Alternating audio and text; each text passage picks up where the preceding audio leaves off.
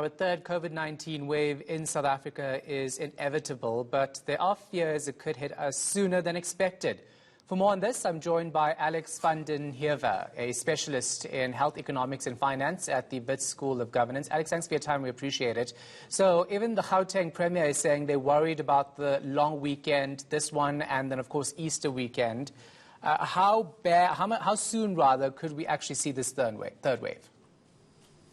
I think it depends fundamentally on human behavior, and it was unclear what was going on in South Africa after the first wave because it went down for a period, and there was a suspicion that in fact we had localized herd immunity, perhaps, which might mean we're unlikely to experience big subsequent waves.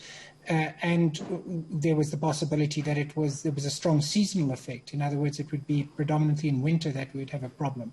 But all of those theories were thrown out when we had the surge in November, December, which showed that super spreading events are the most important factor that we've got to look at. And that means that we've got to be able to manage human behavior. And therefore, the Easter weekend represents a risk, which might have to result in some kind of restriction framework being reimposed to deal with super spreading risks.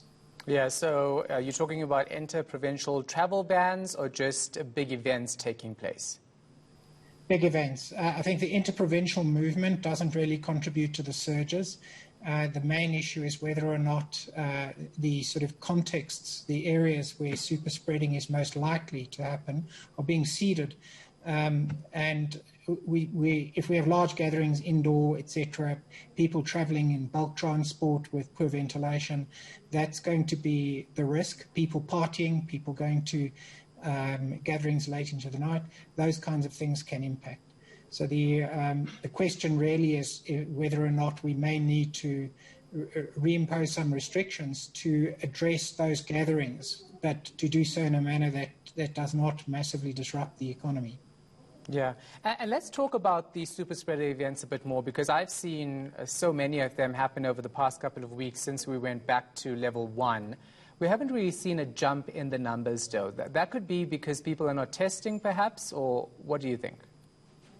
Well, there's a big delay between when people get infected and when we actually see it in the numbers. And I think that this is a real problem because in the second surge, by the time we were seeing it in the actual reported numbers, the upward surge had already been in existence for 3 to 4 weeks, which means we're reacting extremely late. So the causes of the surges may already be there. The infections may already have happened, arising from those super spreading events. And we will detect them quite technically. Stuff that happened last week we might only see 2 weeks from now. That's a real problem. So the excess death reports do provide us with some information that's almost more in advance of the reported infections. And we are seeing upticks in a number of provinces which are quite worrying. And that's harder data in many respects than the infection data that we see on a daily basis. And of course, this dismal vaccination process we've seen over the past couple of weeks is not going to counter any of the new infections, is it? It's extremely problematic. I think that we shouldn't be in the position we're in now. And all sorts of issues and questions need to be raised about the sort of coherence of the vaccine strategy at this point. The Johnson & Johnson vaccines that are being administered at present are only part of a quite small trial expansion, and that's not really a rollout. We actually do not have a vaccination program implemented at this stage. And the silence basically on when we will actually get doses and how we will roll out is really concerning at this point. And it's also very concerning that South Africa will be, through Aspen Pharmacare, exporting 100 million doses in June, according to their own reports, to the United States, and thereafter 200 million doses to the EU. And thereafter, only potentially into 2022, 100 million doses for developing countries. I find that absolutely scandalous, and I don't know how it could have been allowed that we would not be able to access those doses first before they go anywhere else. And that suggests that quite a few people in government have been sleeping on the job And also it suggests that, in fact, the companies themselves haven't actually been totally open about what the opportunities are for South Africa. I think this does need to be looked into. Yeah, definitely. I was just as surprised because when I spoke to government officials about whether or not they've negotiated with this company that's vaccinating in South Africa to get us doses as well, the answer was, well, we can't tell private companies what to do. So is government not being proactive enough when it comes to securing the vaccines? Because now the new thing we're hearing from them is, oh, there's an overall delay in production, so that's why we're waiting longer. Yeah, I very much doubt the answers that we're getting from government. I think that people are trying to hide accountability.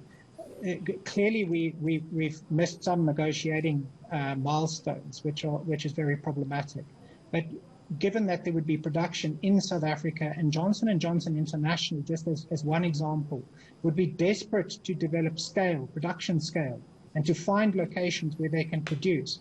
It gives the South African government enormous leverage if we're going to be one of those sites of production to at least book a certain number of doses for South Africa. And if we had booked 30 million out of the 100 million doses that were going to go to the United States in June, we would have basically provided enough doses for South Africa for much of the year. 30 million single doses, that's 30 million people vaccinated in 2020, just on Johnson & Johnson. And that would certainly not have harmed the United States. So I don't know where the negotiations went with that and why that's not being considered. But the timeline for the export of those strongly suggests that they're going to those markets which will pay the most for those doses before they come here. And that, again, suggests that government is not using its incredible leverage that it does have in these particular issues to negotiate something beneficial for South Africa. And to say that they can't tell private companies what to do is, I'm sorry, I've been in this industry for well over 30 years.